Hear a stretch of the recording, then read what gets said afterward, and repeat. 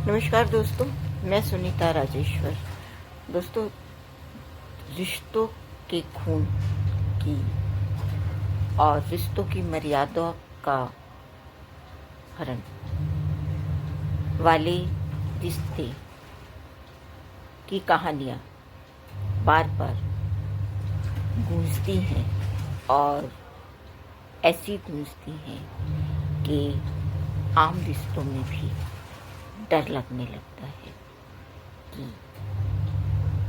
कैसे रिश्ते हैं। अब फिर नाम सिया और इस लड़की ने, सिर्फ 20 साल की लड़की ने अपने मंगेतर केतन अग्रवाल का बेरहमी से खून कर दिया अपने प्रेमी के साथ मिलकर, ऐसा इस पर आरोप है। बार बार इस तरह की घटनाएं आ रही हैं, सुर्खियां बनती हैं, डर और बढ़ता है, लेकिन बस फिर कुछ दिन बाद शांत हो जाता है।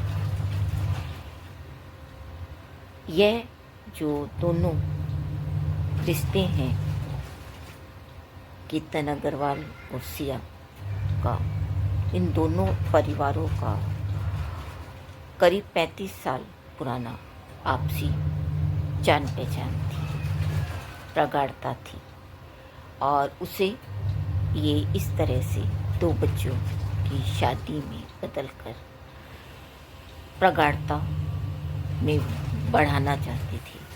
लेकिन सिया को यह मंजूर नहीं था और बोलने की भी स्थिति में नहीं थी। तब ऐसा भयंकर इसने डिसीजन लिया। लेकिन क्या अगर ये पहले बोल देती तो ज़्यादा अच्छा नहीं होता? इसने अपने परिवार के संस्कारों पर भी प्रश्न चिन्ह लगा दिया और शायद कई पीढ़ियां इस दर्द को, इस दाग को झेलेंगी उम्र भर। क्या यह समझ पा रही है इस चीज़ को?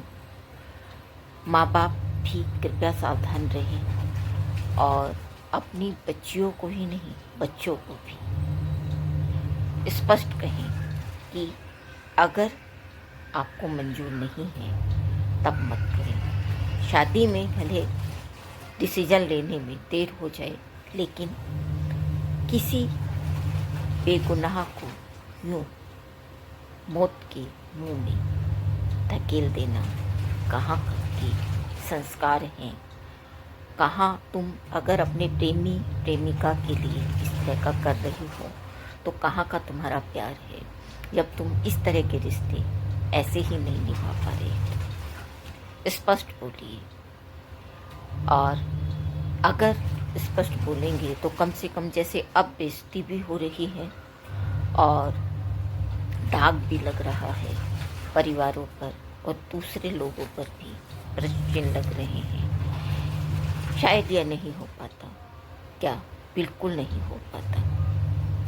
इसके अलावा पेरेंट्स को के लिए एक सलाह वही जो बार बार पुलिस भी कहती है अब, और कुछ जानकार भी कहते हैं कि दोनों परिवारों के बच्चों की छानबीन एजेंसी या जो भी जरिया आपको ठीक लगे उसके जरिए कराएं, और एकदम गहनता से छानबीन के बाद ही इस तरह का कोई भी शादी करने का डिसीजन अपने अपने बच्चों का लें। यह जरूरी है। आज के समय में स्वच्छंदता बहुत बढ़ गई है, लेकिन अगर जो ये बच्ची तो क्या कहें, बच्ची के नाम पर भी कलंक है। अगर जो इस सिया नाम की लड़की ने पहले बता दिया होता, जैसा कि केतन के पिता ने भी कहा कि फ़ोटो ही भेजती होती, कुछ किया होता, तब हम रिश्ता तोड़ देते। लेकिन इसने ये ना करके किसी बच्चे की, बेगुनाह बच्चे की इस तरह से जान ली। ऐसे लोगों को तो सख्त सज़ा और बिल्कुल फांसी ही मिलनी चाहिए, सरेआम मिलनी चाहिए। जैसे राजा रघुवंशी के मामले में कह रही हूँ कि उसे फांसी और उसी जगह फांसी मिलनी चाहिए जहाँ पर उसने राजा रघुवंशी को वहाँ खाई में धकेला था।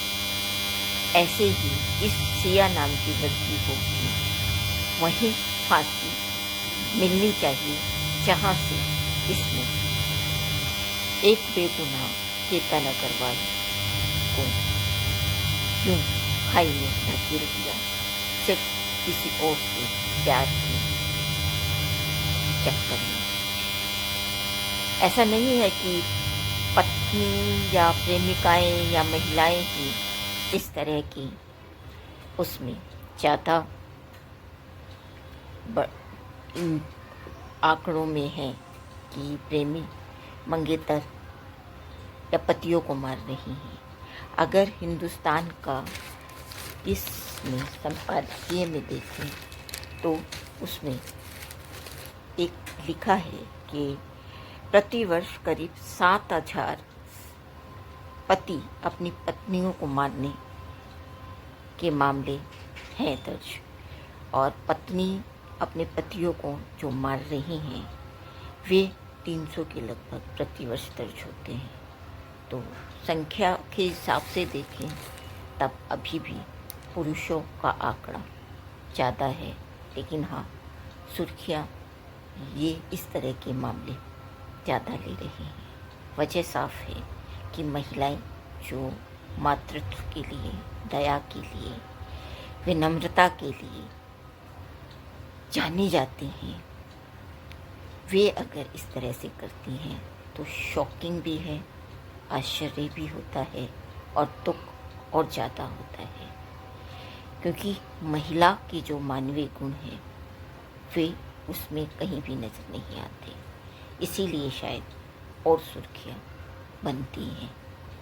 ऐसी सुर्खियाँ ना बने इसके लिए ज़रूरी है कि कुछ ऐसा करें कि फिर कोई इस तरह की करने की हिम्मत ना जुटा पाए।